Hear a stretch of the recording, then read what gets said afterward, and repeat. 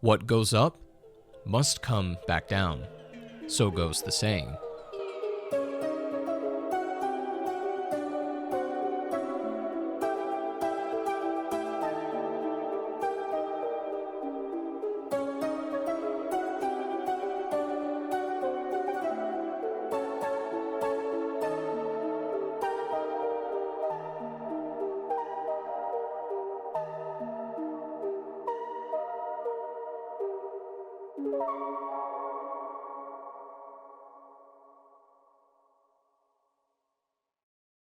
Upon freeing Ktheras from the tether to the Warden, the entity would then guide the crew into a safe pocket dimension momentarily until they would be catapulted from that very same dimension, a place strangely resembling a familiar house.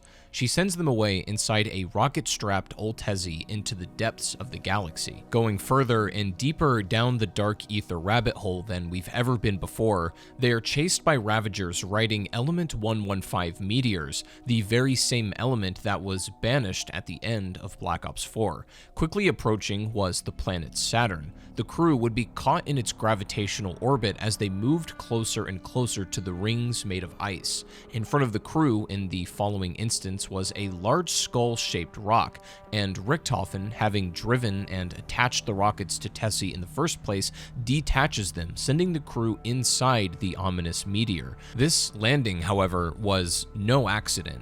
They were being drawn here, and now they would finally arrive at their next destination. A place holding significance for a lot more reasons than you might expect, a place known as the Thirsten planetarium.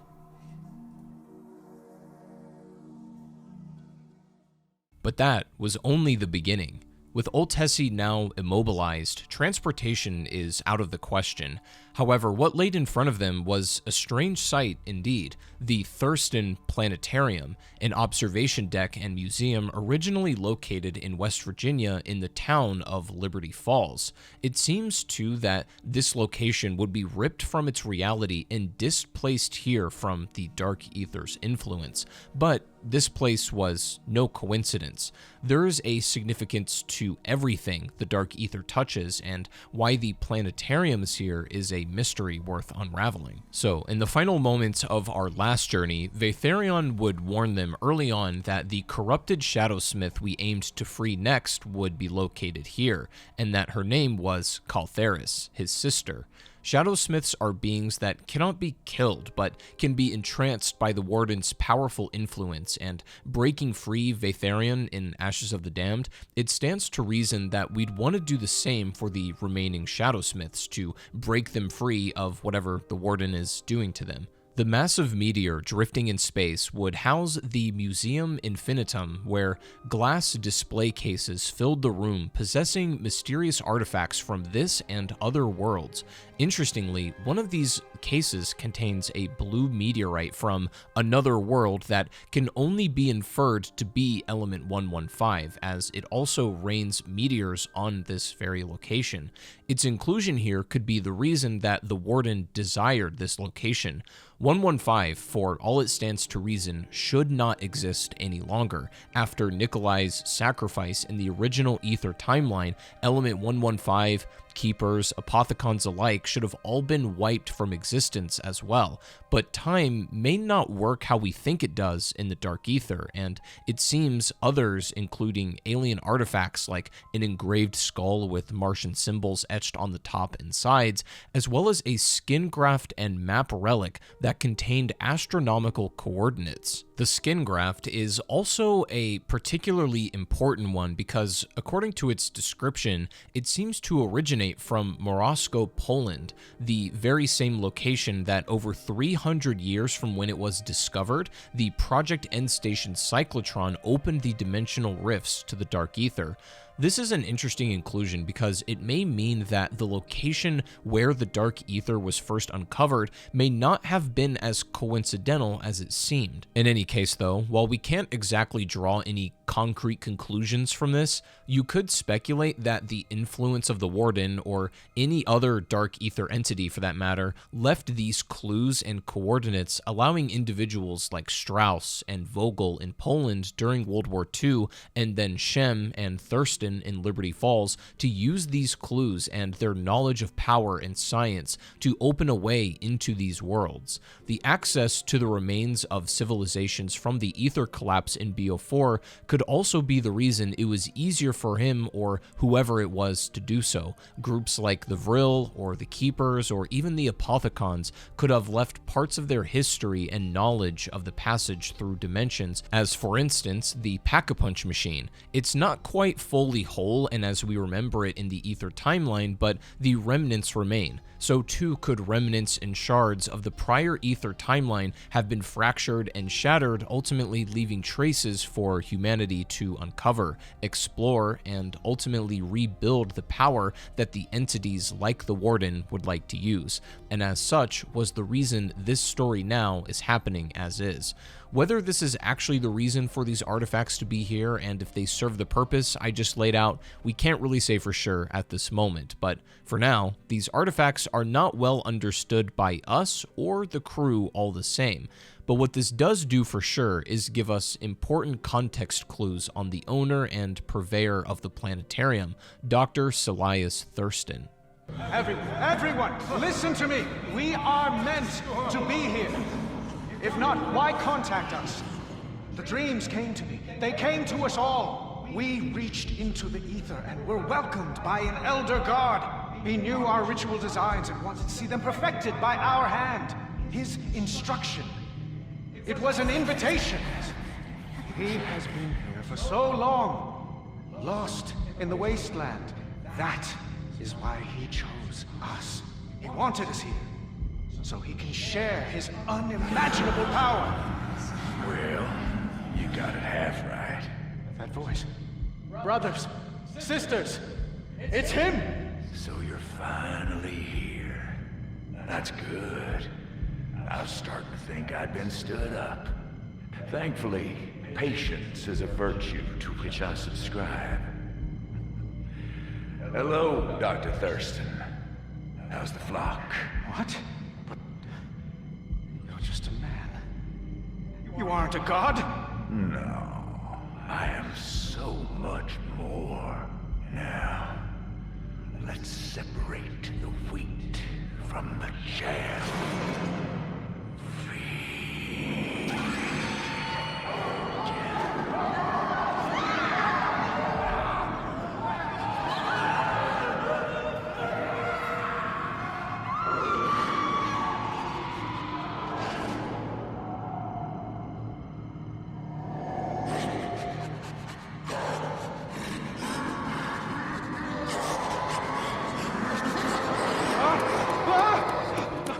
Get away from me!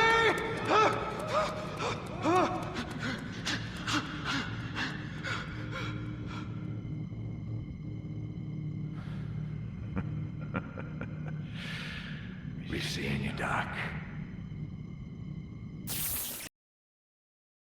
While exploring the planetarium, our crew would begin to understand one another a bit more deeply as they have spent even more time together at this point. For starters, Maya and Dempsey became big talking points within the crew since they were still the only two with their souls restored, yet there remained this sense that something was still off. While they appeared normal, something still felt fuzzy, not quite settling right, and without an explanation or concrete evidence for completely trusting Ktheras, the team remained vigilant, with Carver and Weaver specifically noticing this discrepancy right away. Maya and Dempsey were friendlier and even flirtier than before, becoming much closer than anybody else expected.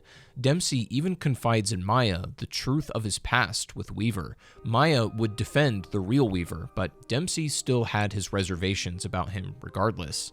As for Richthofen, everyone still didn't care for him for the same obvious reasons as before, but he began displaying an interest in Dr. Gray in a nefarious, more scientific way, since they were both brilliant minds. The rest of them would cautiously warn her of Richthofen's underhandedness, but she knew better and vowed to play friendly at least to see what else he might have in mind. Nikolai was determined to push forward in hopes of restoring his soul, redeeming himself, and gaining a better understanding of his and Weaver's differences in the lifestyles from the Soviet Union if they were to be freed from this place.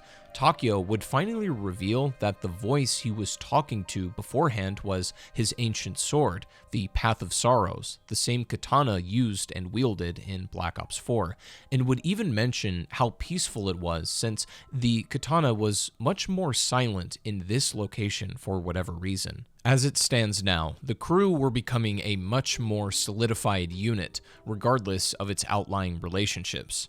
The others, who have still yet to have their souls restored, feared the possible dangerous side effects of prolonged exposure in their current states, so the importance of the mission ahead was an absolute dire matter now. As it turns out, when Dempsey would have his memories restored, he would re-encounter a long-lost memory where there was once a planetarium in Liberty Falls, and it was actually very close to where he lived, that was rumored to have mysteriously vanished. There are more wisps scattered around this map that add a lot to Dempsey's statement. As it turns out, Dempsey was likely part of the Steel Mountain Riders biker gang in Liberty Falls, which would also explain why he's so intimately familiar with all of these locations. As it stands to reason, Dempsey is mostly the key to understanding the existence of everything in Astra Malorum. The existence of Josiah Shem, the mansion, and perhaps the reintroduction of Element 115 all play into the larger scale of Liberty Falls' impact on the story in the past, present, and even possible future of zombies.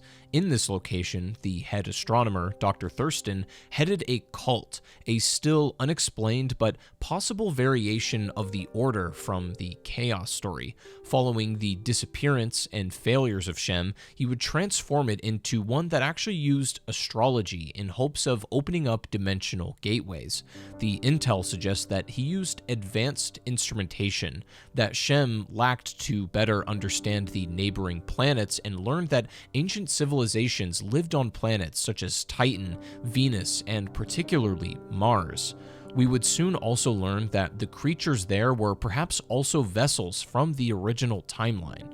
In this radio, we can consistently hear Dr. Thirsten referring to an elder god before being cut off from the Warden, and it seems that the Warden would feed off the rest of his cult, leaving only Dr. Thirsten alive to roam in the hellscape that they found themselves stuck in now. Something strange some of you may have noticed when playing zombies is that upon completing the Ashes of the Damned main quest and defeating Ktheras, afterwards, the map's announcer changes. It switches to a female voice, which also appears to have another voice behind it echoing. This, I think, implies that the twins could be the announcer now, and in Astra, you can also notice that the twins appear here as well.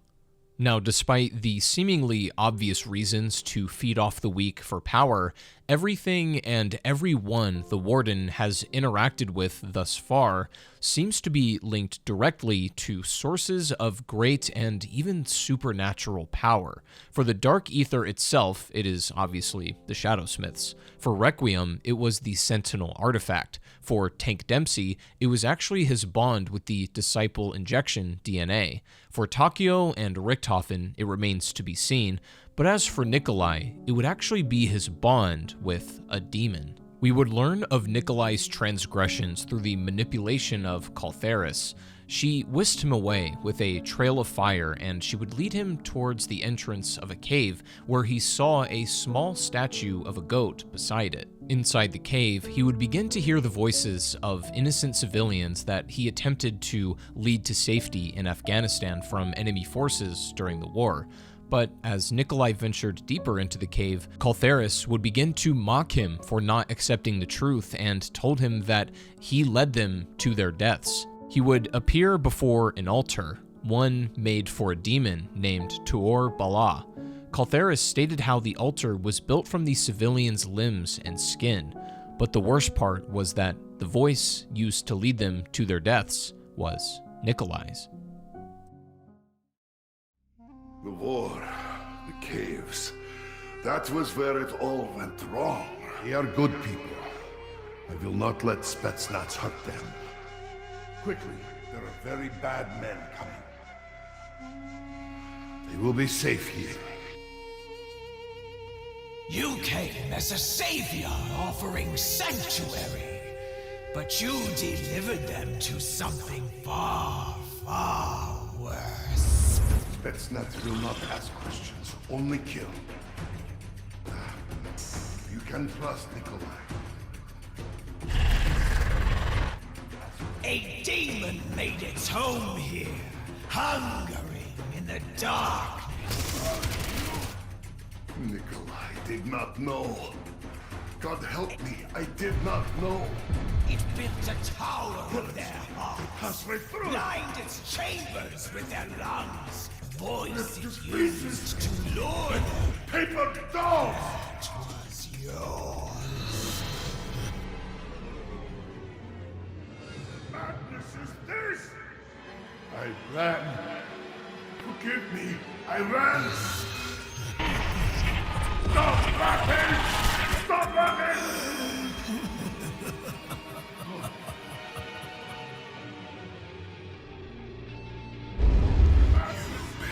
My sign, little soldier. No! I am not yours! Served me well, and will do so again. I will not. But you did serve Nikolai, consciously no. Creature marked you a most favored servant. Nikolai will never be able to make right. But he will try.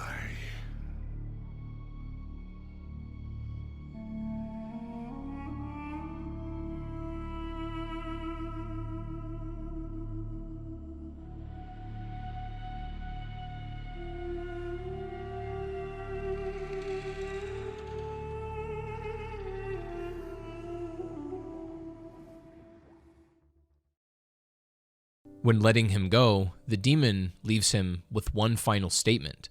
You bear my sign, little soldier. You served me well, and will do so again. As Ktheras set Nikolai free from this painful memory, she mentions that he was marked a most favored servant. Time will only tell if Nikolai is still marked or if he is truly free from his demonic captor. However, being cursed to relive part of his dark memories only pushed them on to fight forward.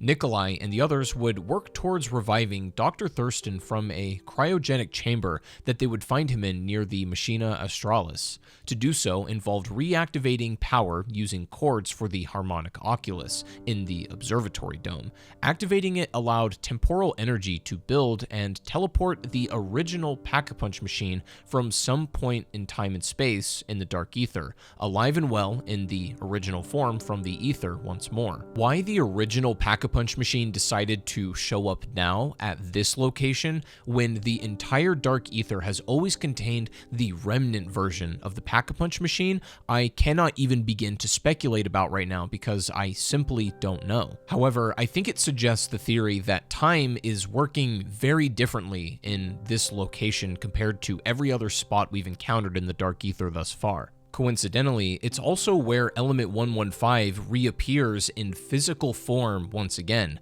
Whether that's a coincidence, I'll leave that up to you, but for now, we can't really go any further than that. What we can say with certainty, however, is that the harmonic oculus would awaken a mechanical tyrant that now patrolled the halls and courtyards of the planetarium, named the Observation System and Carnifex Adjudicator Robot, or OSCAR for short.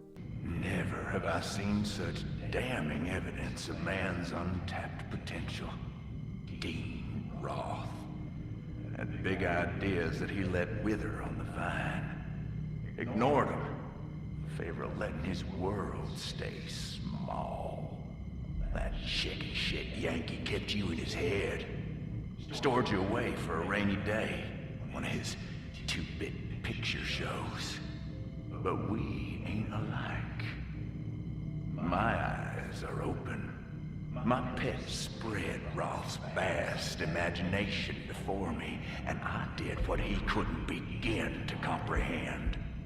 I caused you to be made real in this world, my kingdom. You got a higher calling, one that's been waiting a long time for you to turn up. Define higher calling.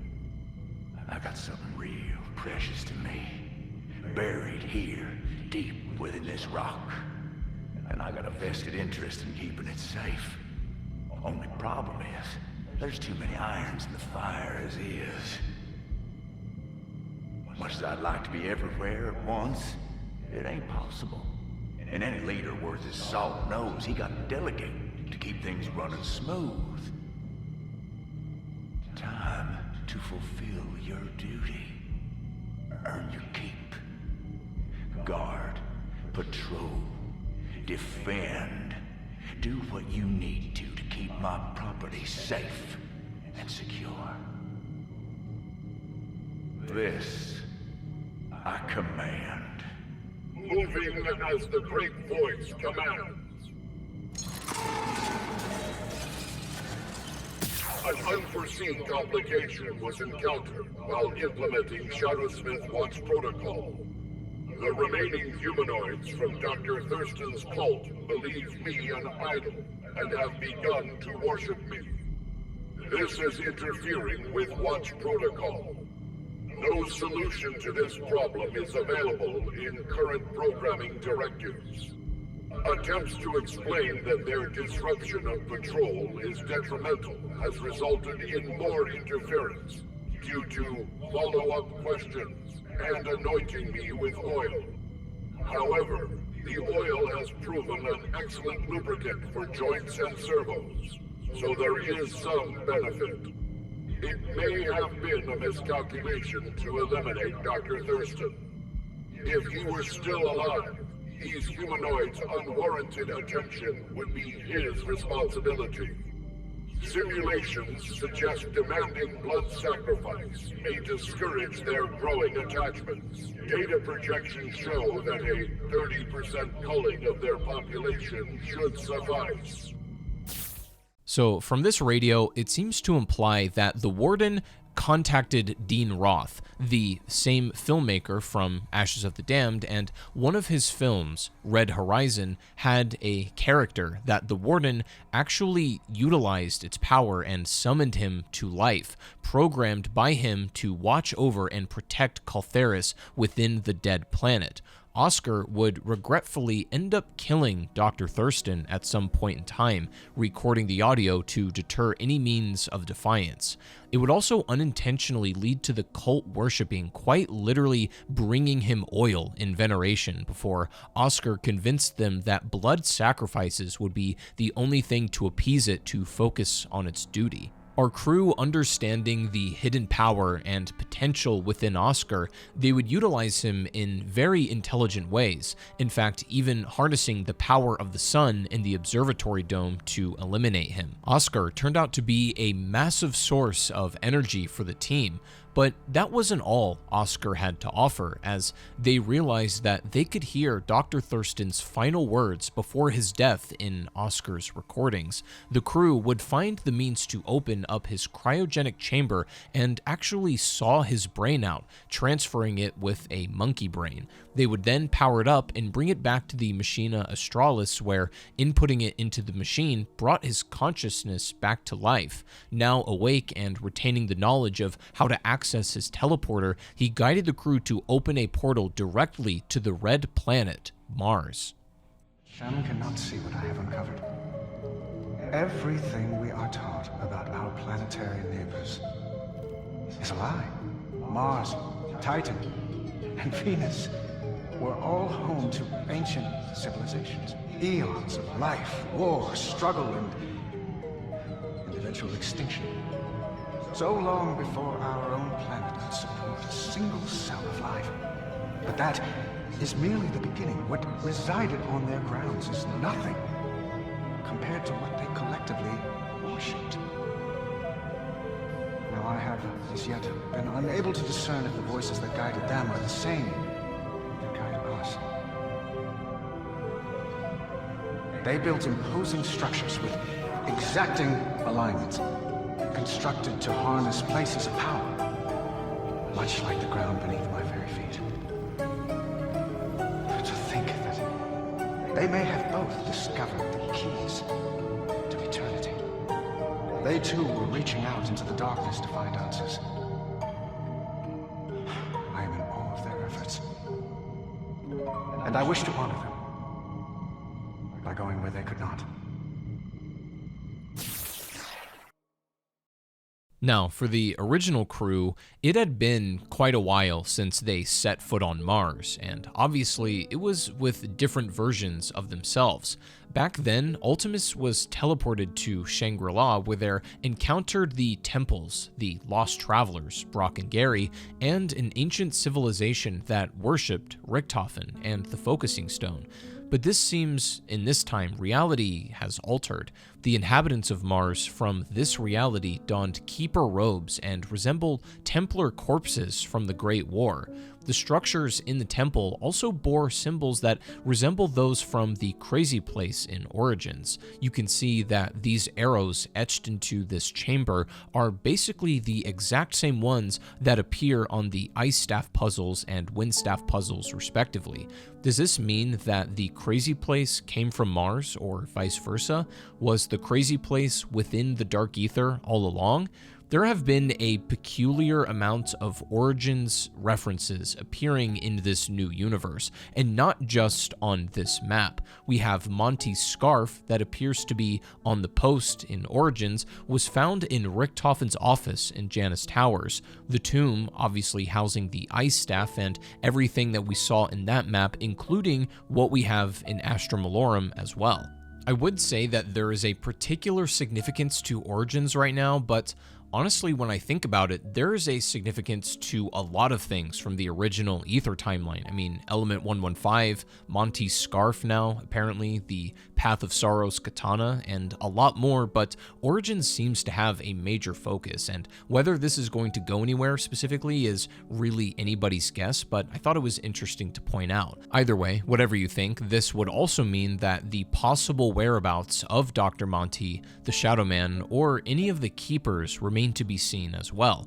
But I would say that this suggests that the remnants and nods within this new Martian temple would soon become the grounds for the final battle with the corrupted Ktheras. Now, with breathable ground on Mars, the crew linked Dr. Thirsten's consciousness to Mars and acquired the ancient Ascendant Eye to find a way to access pillars in order to power up Dr. Thirsten's machine that he built there. The Ascendant Eye also resembles pendants of the Order from the zombies in the planetarium as well, but its place of origin, where it came from, even potentially being ripped from the Chaos timeline and put here in the Dark Ether, isn't really clear beyond a possible worshipping to the being. There are statues with faces all over Mars. This Ascendant Eye could have been a deity or an object of worship for the inhabitants on Mars, Venus, and Titan, and the rest of the planets that housed these pre-ancient civilizations as described in the radio before. It became obvious that the Warden desperately needed to protect something from not only putting this location in the dead reaches of space, but also using Oscar to patrol and protect the area from anybody who drew near. But it would also be revealed that Vatharion would warn Dempsey and Maya that Ktheras was named the Needle. He could do this because after the events of the previous journey, they now have a semi-shared consciousness, similar to how Richthofen or Dr. Maxis could speak directly to the minds of those like Samuel Stuhlinger in the original Ether timeline. As for Ktheras, she was given that name because the Shadowsmiths were weavers of all of creation from nothingness, and she was the one to weave it all together. It's still unknown if they superseded the Keepers or the Dark Ether gods like Ktheras from centuries past, as it's unclear if Shadowsmiths resided solely in the Dark Ether or if they've ever existed in the original Ether or just the real world as well. I think the existence of the Dark Ether gods has been one of the most underexplained aspects of the story, and it's not really clear where different gods like the Warden and Ktheras or even the Shadowsmiths rank on like the hierarchy. Regardless, however, freeing Dr. Thirsten, or at least accessing his consciousness, gave us access to Mars and thus a real shot at encountering Ktheras.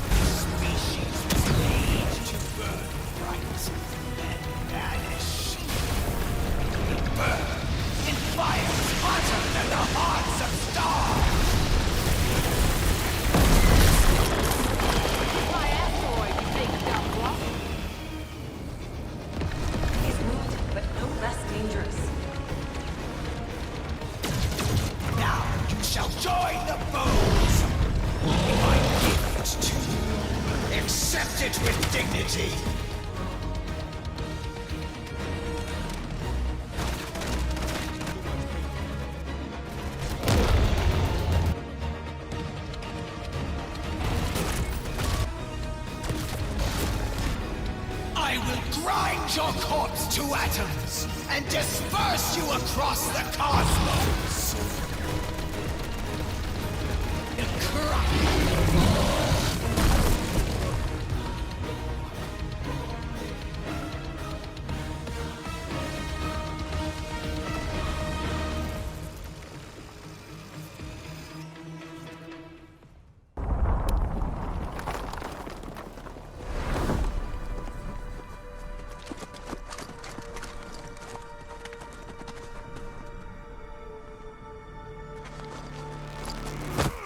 Give me back my life, creature!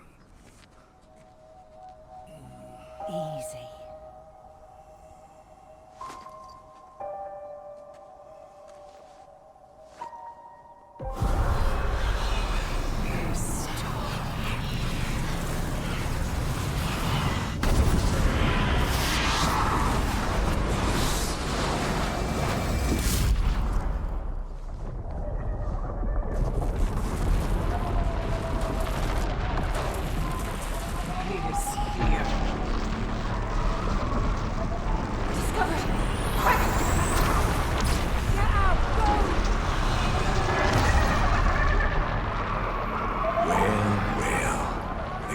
All here. And if you ain't the ones been busy letting my pets out their cages, I think y'all earned yourselves a timeout. Take 'em.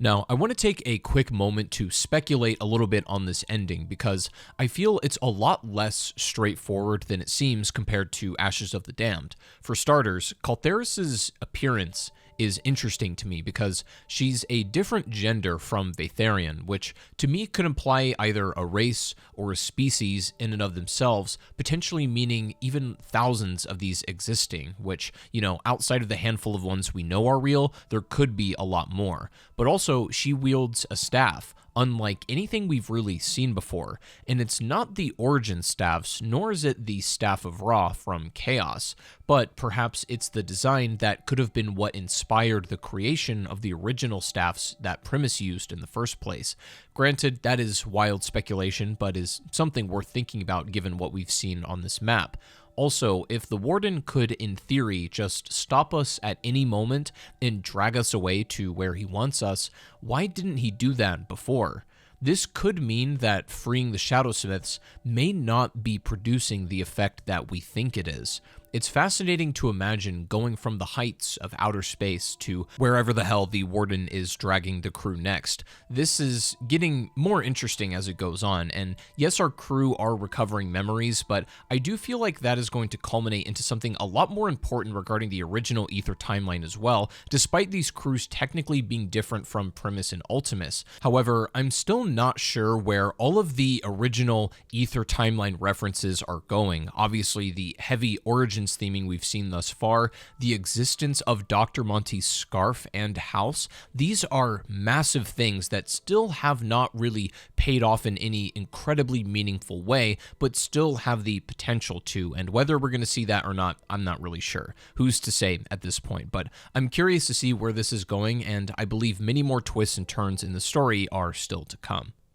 First of all, I want to say thank you to everyone who watched this video. Seriously, I really do appreciate it. The team and I worked incredibly hard on this video. These are passion projects for us, and we really have a good time making them, and we're even more delighted that you guys enjoy them. All of the support on not only the zombie storyline movie we did, but also the Ashes of the Damned story video were amazing to see. You guys have really given us the confidence to feel like we have a unique way that we can present the zombie story, because we feel like there's been a little bit of a void in storyline content, you know, in the past couple of years, and we wanted to kind of fill that void with our own little style that we have going on. So I really appreciate all of you for watching, and I want to give a big thank you to my team. Both of those guys will be linked down below in the description. And as always, I would love to hear your guys' thoughts, so I'll be reading through all the comments of this video. But if you want to see us, you know, make more videos like this, just consider leaving a like on this one, show us that you enjoyed it, and consider subscribing if you are new to the channel. Thank you all so much for allowing me to do what I love. To say that I'm grateful is an understatement, and I hope that I can continue to provide the best possible content that I can moving forward. So thank you for watching. That's it for me. I'll see you guys later.